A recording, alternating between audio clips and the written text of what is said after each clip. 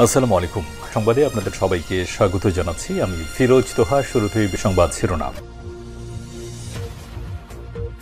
বাংলাদেশের সর্বশেষ গুরুত্বপূর্ণ আপডেট সংবাদে আপনাকে স্বাগত। শুরুতেই সংবাদ শিরোনাম, পরে বিস্তারিত।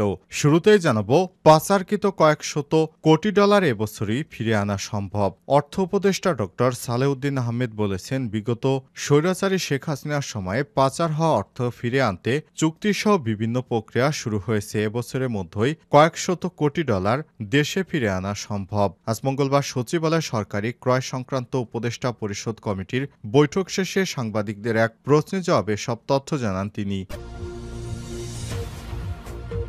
এরপর জানাবো, পুলিশের এপিসি থেকে ফেলে ইয়ামিনকে হত্যা, 10 জনের বিরুদ্ধে গ্রেপ্তারি পরোয়ানা জারি। জুলাই আন্দোলনের সময় সাভারে পুলিশের আর্মার্ড পার্সোনাল ক্যারিয়ার এপিসি থেকে ফেলে গুলি করে আহসাবুল ইয়ামিনকে হত্যার অভিযোগে আন্তর্জাতিক অপরাধ ট্রাইব্যুনালে মামলা হয়েছে। এই ঘটনায় 10 জনের বিরুদ্ধে গ্রেপ্তারি পরোয়ানা জারি করা হয়েছে। আজ মঙ্গলবার 11 মার্চ আহসাবুল হত্যার সঙ্গে জড়িত 10 জনের বিরুদ্ধে গ্রেপ্তারি পরোয়ানা জারি করেছে আন্তর্জাতিক অপরাধ ট্রাইব্যুনাল। পরানভুক্তদের মধ্যে পুলিশ এবং আওয়ামী লীগের নেতাকর্মীরা রয়েছেন।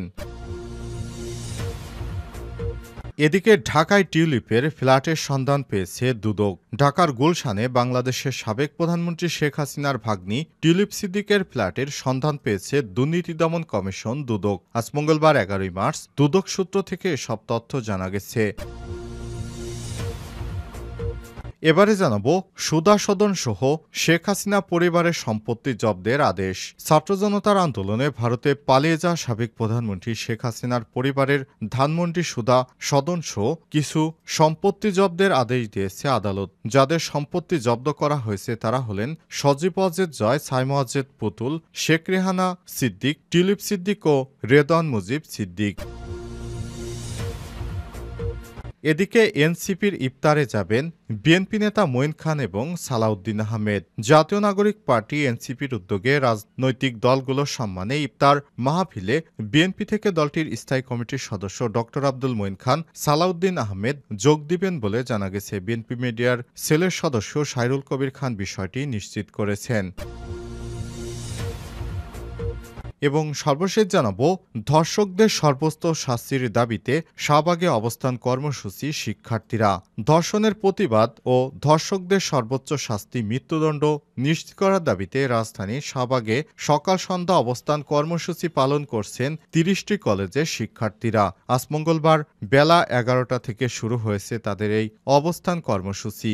এ সময় তারা উই ওয়ান্ট জাস্টিস, ধর্ষকদের ফাঁসি চাই, জেগেছে রে জেগেছে, ছাত্র সমাজ জেগেছে ইত্যাদি স্লোগান দিতে থাকেন। 30টি কলেজের শিক্ষার্থীরা তারা ঢাকার শাহবাগে এসে জড়ো হয়েছেন। তারা ধর্ষকদের সর্বোচ্চ শাস্তি মৃত্যুদণ্ড দেওয়ার জন্য সরকারের প্রতি আহ্বান জানাচ্ছেন। প্রিয় দর্শক, এতক্ষণ শুনছিলেন সংবাদ শিরোনাম, এবারে বিস্তারিত। তবে তার আগে বন্ধুরা, অনুরোধ থাকবে সংবাদটিতে একটি লাইক দিন। এই চ্যানেলে আপনি নতুন হয়ে থাকলে আমাদের সংবাদটি দেখতে দেখতে চ্যানেলটি সাবস্ক্রাইব করে রাখুন, যাতে করে বন্ধুরা আমাদের পরবর্তী লেটেস্ট আপডেট সংবাদগুলো সবার আগে আপনার কাছে পৌঁছে যায়। কমেন্ট করে আপনার মূল্যবান মতামত জানিয়ে দিন আপনি বিশ্বের কোন দেশ থেকে বা বাংলাদেশের কোন স্থান থেকে আমাদের সংবাদটি দেখছেন এবং শুনছেন। এবারে বিস্তারিত। পাচারকৃত কয়েকশো কোটি ডলার এবছরেই ফিরে আনা সম্ভব বললেন অর্থ উপদেষ্টা। বাংলাদেশের বাণিজ্য ও অর্থ উপদেষ্টা সালেউদ্দিন আহমেদ বলেছেন, বিগত স্বৈরাচারের সরকারের সময় বিশ্বের বিভিন্ন দেশে বাংলাদেশ থেকে 240 বিলিয়ন ডলার বা 240 কোটি ডলার পাচার হয়েছে। এই এত বিপুল সংখ্যক টাকা দেশে ফিরে আনা সম্ভব। এবছরের মধ্যেই আমরা কয়েক শত কোটি ডলার বা কয়েক বিলিয়ন ডলার ফিরে আনতে পারবো। বিষয়ে আমরা কাজ করে যাচ্ছি। অন্তর্বর্তীকালীন সরকারের প্রধান উপদেষ্টা অধ্যাপক ড মোহাম্মদ ইউনূসের নেতৃত্বে এবার বিদেশ থেকে টাকাগুলো পর্যায়ক্রমে দেশে পাচার হওয়া অর্থ ফিরে আনতে কাজ করে যাচ্ছে সরকার। বিশ্বের বিভিন্ন দেশের রাজনৈতিক নেতাদের সঙ্গে ইতিমধ্যেই বৈঠক করেছেন এবং বিশ্বের বাঘা বাঘা মিডিয়ায় ড মোহাম্মদ ইউনূস সাক্ষাৎকার দিয়েছেন। সেখানে তিনি জানিয়েছেন কিভাবে বাংলাদেশের মতো একটি দ্রুত ক্রমবর্ধমান উন্নয়নশীল দেশ থেকে আওয়ামী লীগের সন্ত্রাসী বাহিনীরা কোটি কোটি ডলার বিদেশে পাচার করেছে, এই টাকাগুলো তারা ফেরত আনবে, এজন্য তারা সেভাবেই চেষ্টা করে যাচ্ছে। সালেউদ্দিন আহমেদ আরও বলেছেন, দেশকে অস্থিতিশীল করার জন্য এই টাকাগুলো বাংলাদেশে আবার হুন্ডির মাধ্যমে ফেরত পাঠাচ্ছে। এই টাকাগুলো দিয়ে তারা দেশটাকে অস্থিতিশীল করতে চায়। তারা বোঝাতে চায় যে দেশে শান্তি শৃঙ্খলা বিনষ্ট হয়েছে, তাই আগের সরকারই প্রয়োজন। কিন্তু প্রকৃতপক্ষে চাঁদাবাজি, রাহাজানি, সন্ত্রাসী কর্মকাণ্ড, ডাকাতি যে ঘটনাই ঘটছে না কেন, সমস্ত কিছুর দায় বিগত পতিত স্বৈরাচার সরকার কোনোভাবেই এড়াতে পারে না। আমরা চেষ্টা করছি তার আমলে পাচার হওয়া টাকাগুলো দেশে ফিরে আনতে।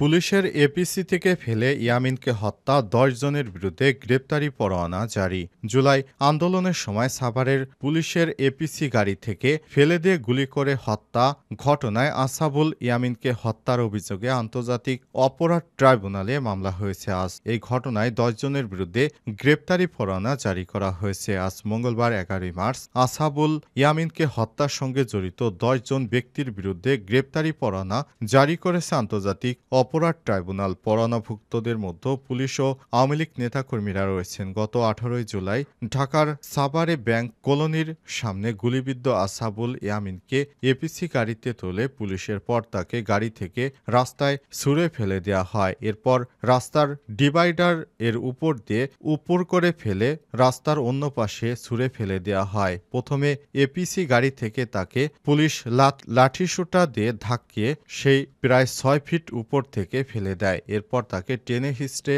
পিচ ঢালাই রাস্তার উপর দিয়ে রাস্তার ডিভাইডারের উপর দিয়ে আবার উপরে আবার ফেলে দেয়। এই ঘটনাটি যেই দেখেছে তারই চোখে পানি এসেছে। আন্তর্জাতিক অপরাধ ট্রাইব্যুনালের প্রসিকিউটর গাজী এম তানিম গণমাধ্যমকে বলেছেন, বিষয়টি আপনারা সবাই দেখেছেন কিভাবে একটি মানুষকে হত্যা করা হয়েছে। ইয়ামিনকে গুলি করে হত্যা করার পর প্রথমে কিন্তু ইয়ামিন মারা যায়নি, তখনও তার শরীর নড়ছিল। সে সময় পুলিশ সদস্যরা আসাবুল ইয়ামিনকে পুলিশের এপিসি গাড়ি থেকে ছুঁড়ে ফেলে দেয়। তখনও ইয়ামিন জীবিত ছিল। এরপর রাস্তার ডিভাইডারের উপর দিয়ে তাকে উঁচু করে রাস্তার উপর ফেলে টেনে হিঁচড়ে সামনের দিক নিয়ে যায়। সে অবস্থায় ইয়ামিনকে যদি সঠিক চিকিৎসা দেওয়া যেত সে হয়তো বাঁচত। এই নিকৃষ্ট কাজ করেছে পুলিশের কিছু নরপিশাচ। এদের বিরুদ্ধে গ্রেপ্তারি পরোয়ানা জারি করা হয়েছে। এখন পর্যন্ত জুলাই আগস্টে গণহত্যার ঘটনায় আনুষ্ঠানিকভাবে ২০টি মামলা দায়ের করেছে আন্তর্জাতিক অপরাধ ট্রাইব্যুনাল। ঢাকায় টিউলিপের ফ্ল্যাটের সন্ধান পেয়েছে দুদক। ঢাকার গুলশানে বাংলাদেশের সাবেক প্রধানমন্ত্রী শেখ হাসিনার ভাগ্নি টিউলিপ সিদ্দিকের ফ্ল্যাটের সন্ধান পেয়েছে দুর্নীতি দমন কমিশন দুদক। আজ মঙ্গলবার ১১ মার্চ দুদকের সূত্র থেকে সব তথ্য জানা গেছে। এর আগে সোমবার ১০ মার্চ এক সংবাদ সম্মেলনে প্রধান উপদেষ্টার প্রেস সচিব শফিকুল আলম জানান, কেম্যান দ্বীপপুঞ্জ ও ৫টি দেশে শেখ হাসিনা তার পরিবারের সদস্যদের নামে ৬৩৫ কোটি টাকার খোঁজ পাওয়া গেছে। প্রেস সচিব আরও বলেছেন, যুক্তরাজ্য, Singapore, Malaysia, Canada, Hong Kong, Cayman দ্বীপপুঞ্জে হাসিনার পরিবারের সদস্যদের ব্যাপক সম্পদের খোঁজ পাওয়া গেছে। ১২৪টি ব্যাংক অ্যাকাউন্ট থেকে ৬৩৫ কোটি টাকার সন্ধান ইতিমধ্যেই পাওয়া গেছে। তিনি আরও বলেন, রাজুকে ১,৮০,০০,০০০ টাকা মূল্যের ৬০ কাঠা প্লট পাওয়া গেছে ক্ষমতাচ্যুত প্রধানমন্ত্রী শেখ হাসিনা তার পরিবারের সদস্যদের নামে। এছাড়াও ৮,৮৫,০০,০০০ টাকার ১০% জমিসহ ৮টি ফ্ল্যাট পাওয়া গেছে। প্রসঙ্গত, টিউলিপ সিদ্দিক দীর্ঘদিন ধরে যুক্তরাজ্যে বসবাস করেন। তিনি বাংলাদেশের সাবেক প্রধানমন্ত্রী শেখ হাসিনার বোন শেখ রেহানার মেয়ে। টিউলিপ যুক্তরাজ্যের পার্লামেন্টে লেবার পার্টির একজন সংসদ সদস্য এবং সিটি মিনিস্টার হিসেবে দায়িত্ব পালন করছিলেন। তবে বাংলাদেশের আওয়ামী লীগ সরকার ও তার পরিবারের দুর্নীতির সঙ্গে তার নাম উঠে আসার পর তার পদত্যাগ করতে বাধ্য হন তিনি। বাংলাদেশের ছাত্র জনতার অভ্যুত্থানে সরকারের পতনের পর শেখ হাসিনার পর তার পরিবারের সদস্যদের ব্যাপক দুর্নীতির ফিরিস্তি সামনে আসতে থাকে। এই দুর্নীতির ফিরিস্তিগুলোই সামনে আসার পর তারা বিশ্বের কাছে কলঙ্কযুক্ত হয়েছেন। এরপরই পর্যায়ক্রমে তাদের পদপদবি যেতে শুরু করেছে।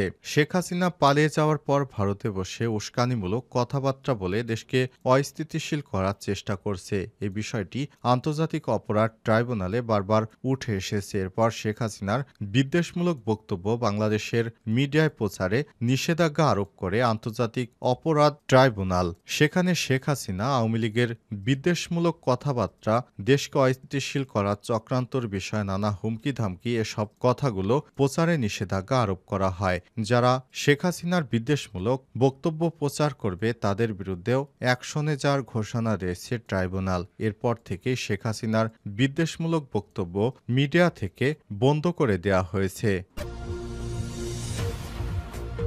সুধাসদনসহ শেখ হাসিনা পরিবারের সম্পত্তি জব্দের আদেশ। ছাত্র জনতার আন্দোলনে ভারতে পালিয়ে যাওয়া সাবেক প্রধানমন্ত্রী শেখ হাসিনার পরিবারে ধানমন্ডি সুধাসদনসহ কিছু সম্পত্তি জব্দের আদেশ দিয়েছে আদালত। যাদের সম্পত্তি জব্দ করা হয়েছে তারা হচ্ছে শেখ হাসিনা, শেখ হাসিনার ছেলে, শেখ হাসিনার বোন, শেখ হাসিনার বোনের মেয়ে, শেখ হাসিনার বোনের ছেলে ইত্যাদি। মঙ্গলবার দুদকের আবেদনের পরিপ্রেক্ষিতে ঢাকা মহানগর সিনিয়র স্পেশাল জাজ জাকির হোসেন গালিব এ আদেশ দেন। জব্দ হওয়া সম্পত্তির মধ্যে জয় ও পুতুলের নামে থাকা ধানমন্ডির আবাসিক এলাকার ১৬ কাঠা জমি, সুধা সদন বাড়ি, ধানমন্ডির আবাসিক এলাকার গৃহায়ন ও গণপূর্ত মন্ত্রণালয়ের লে-আউট প্ল্যানের ০.২৬৪০ একর ভূমি, যাবতীয় ইমারত। শেখ হাসিনার নামে থাকা গাজীপুর কালিয়াকৈর থানায় মৌচাক ইউনিয়নের ২টি দলিলে ৯.৬০ শতাংশ জমি, ঢাকার সেগুনবাগিচার ইস্টার্ন বিলাই ফ্ল্যাট, টিউলিপ সিদ্দিকীর নামে গুলশান আবাসিক এলাকায় ইস্টার্ন হারমোনি ভবন একটি ফ্ল্যাট, রেদওয়ান মুজিব সিদ্দিকীর নামে গুলশানের নিকেতন এলাকায় এ ব্লকে ০২০১.১ শতাংশ ভূমির উপর নির্মিত ৭তলা ভবন রয়েছে। দুদকের জনসংযোগ কর্মকর্তা আক্তারুল ইসলাম এই তথ্য নিশ্চিত করেছেন।